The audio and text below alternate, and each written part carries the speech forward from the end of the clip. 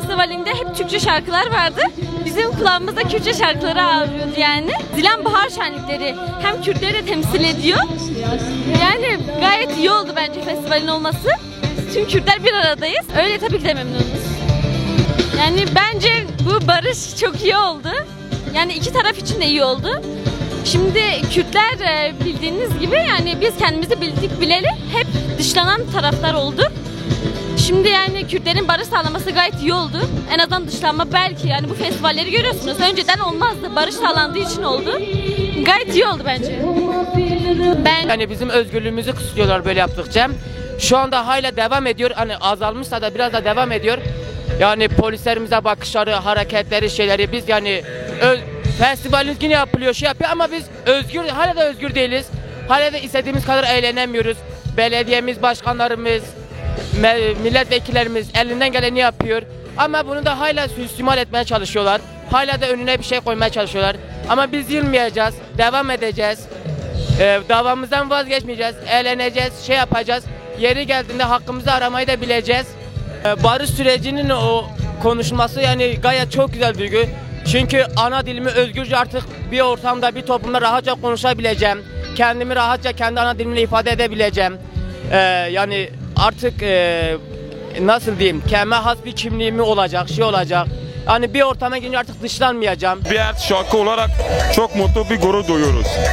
Önce de izin vermiyorlardı. İlk defa hani her şey ilk defa böyle bir şey oluyor. Çok istiyoruz. Hani bir Kürt olarak çok istiyoruz. Geçen sefer de Balıkmayın'da festival oldu. Bir Kürtçe şarkı söyleyecek hiçbir Kürt gelmedi. Bu bizi çok mutlu etti, çok gururlandırdı. Biz barışı çok istiyoruz. Gerçekten biz bu dünyada en çok barışı isteyen Kürt halkıdır. Başka kimse değildir. Biz barışa yanayız. Güzel bir alanda, çok güzel bir yerde bu festivale katılmak çok mutluluk verici bir şey. Yani böyle şeyler gençler için daha da aktiviteler, daha da güzelleşiyor, daha da güzel bir şeyler yapıyor. Devam etmeli ve daha uzun sürmeli bence. Hani çok kısa sürüyor, diğer şehirlerde daha da uzun sürdürüyor bunları. Bence daha da uzun sürdürmeleri gerekiyor bunları. Yani bence bu barış süreci daha da iyi ilerlemesini istiyorum, daha da güzel bir şekilde ilerlemesini istiyorum. Yani iki tarafın da kavgalı olmasını istemiyorum. Ben bir Kürt olarak istemiyorum gerçekten. Yıllardır burada kutlama falan olmuyor zaten. Erciş için güzel bir değişim oldu. Yani belediyeye çok teşekkürler ederim. Yani gelen olan sanatçılar da çok teşekkür ederiz. Mesela bir aydır bu festivali bekliyorum.